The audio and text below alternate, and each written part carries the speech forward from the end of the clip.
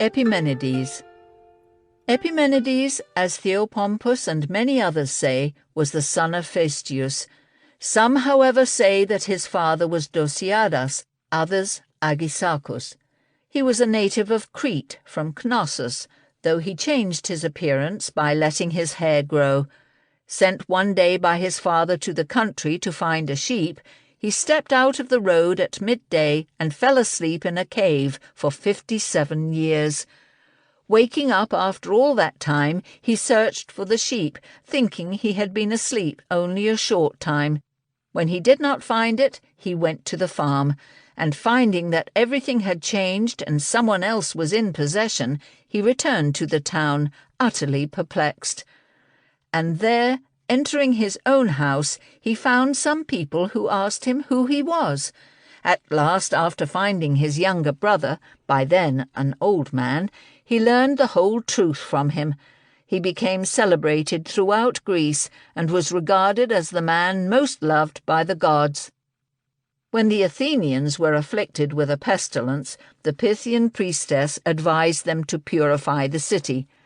They sent a ship to Crete, under the command of Nicias, son of Niceratus, to appeal to Epimenides for help.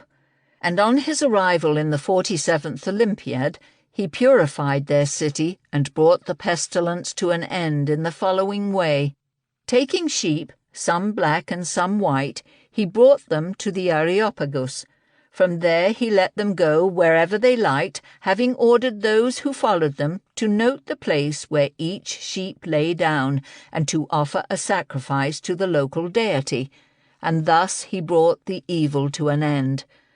And that is why even today one may find altars in the Athenian demes that bear no name, memorials of that atonement. But according to others, he said that the cause of the pestilence was the Solonian pollution, and showed them how to rid themselves of it. And consequently 2 young men, Cratinus and Ctesibius, were put to death, and the pestilence was brought to an end. The Athenians voted him a talent of money and a ship to convey him back to Crete. But he did not accept the money, and he created a friendship and a military alliance between the Cnossians and the Athenians. Shortly after returning home he died, as Phlegon says in his work on longevity, having lived 157 years, but according to the Cretans 299 years. Xenophanes of Colophon, however, says he heard that Epimenides lived to the age of 154. He wrote poems, The Birth of the Curites and Corybantes, and Theogony in 5,000 verses, and the building of the Argo and Jason's voyage to Colchis in 6,500 verses.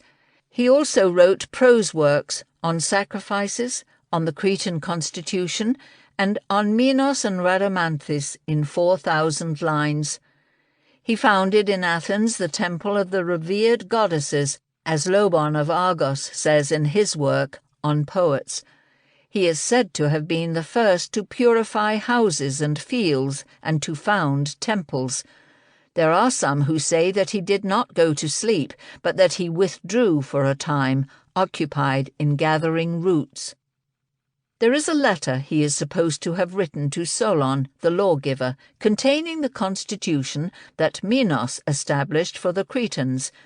But Demetrius of Magnesia, in his work on poets and writers of the same name, tries to prove that the letter is late and that it was not written in the Cretan dialect, but in Attic, and in New Attic at that.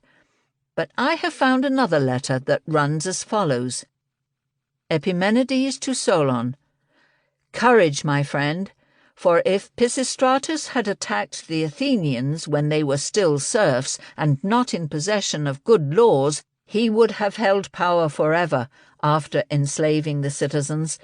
But as it is, he is trying to enslave men who are not cowardly, men who with pain and shame remember the warning of Solon and will not tolerate rule by a tyrant. But even if Pisistratus himself keeps the city under his thumb, I do not expect that his power will pass to his children, for it is hard for men who have lived in freedom under the best laws to be slaves.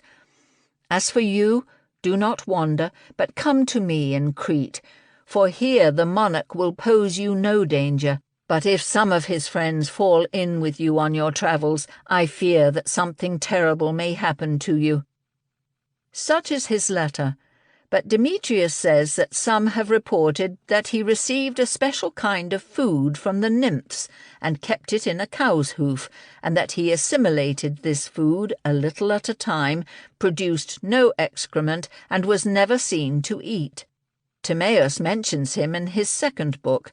Some say that the Cretans sacrificed to him as to a god, for they say that he was exceptionally foresighted. At any rate, when he saw Munichia, he said that the Athenians were unaware of all the ills that place would cause them, otherwise they would destroy it with their teeth. And he said this long before the event. It is also said that he was the first to call himself Aeacus, that he predicted for the Lacedaemonians their defeat by the Arcadians, and that he claimed to have come back to life many times.